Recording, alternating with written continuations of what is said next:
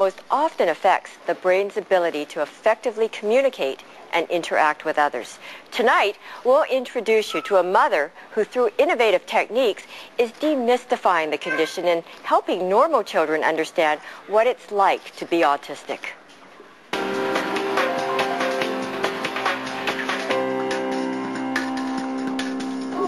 Simon says pat your head. Simon says grab your nose. Simon says touch your toes. Simon says... This is not your ordinary game of Simon Says. These kids are learning what it may feel like to be autistic. It's a game created by Heather McCracken, whose son has autism. I felt that most children would be more accepting and friendly with my son if they understood him better. So to help foster an understanding of autism in the classroom, Heather came up with the interactive simulation game. Take out your fire. During the game, children wear glasses that distort images and are distracted by loud noises. All the while, they are trying to listen to instructions. What we do is we target the children's 5 senses and communication. There are obstacles that make it difficult to concentrate, similar to what an autistic child would deal with. We play a Simon Says game with them in order to bring them to a point where they're very confused, which is, I believe, the way my son might feel at school.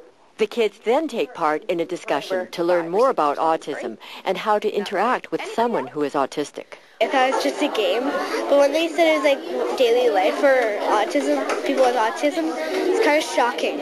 I like this because we did it last year. It was lots of fun. Heather and her team of volunteers have traveled to schools around the province, with hundreds of kids already taking part in the program.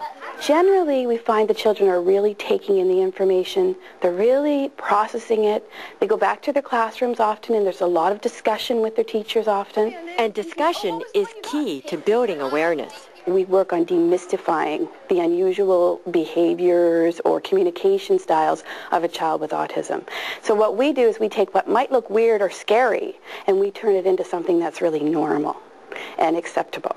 It's all about accepting differences and building empathy, lessons that Heather hopes these children will take with them through life. The Friend-to-Friend program is being nominated for the Volunteer Vancouver 2005 Innovation Award. The program also includes basic tips for children on how to be a good friend and interact successfully with a child with autism. They're good tips for everyone, and these include say your friend's name first before you speak. This helps get their attention. Use small sentences and gestures, because too many words sound like noise, and gestures like pointing helps an autistic child understand. Then wait for them to answer. Watch your friend and give them choices so you can learn about the things that they like to do so you can play together. And ask your friend to talk, because everyone likes to be questioned about themselves. Finally, being a good friend means learning to accept differences. You're right. Those are tips that we can all use. Now, we're hearing a lot more about autism. Is it on the rise? Well, you know, it's much more common, Colleen, than we previously thought, with the prevalence of autism and autism spectrum disorders increasing largely because of increased awareness and changes in diagnostic criteria. It's 3 times more likely to affect men than women, and we also know that early diagnosis is key because early intervention with special programs have a positive impact to help a child. Now, while there's been speculation about a link between autism and childhood vaccines, numerous large-scale data have shown that there is no connection. Autism is not due to poor parenting nor environmental factors, and more than 90% of cases are believed to be genetic, where multiple genes are likely involved.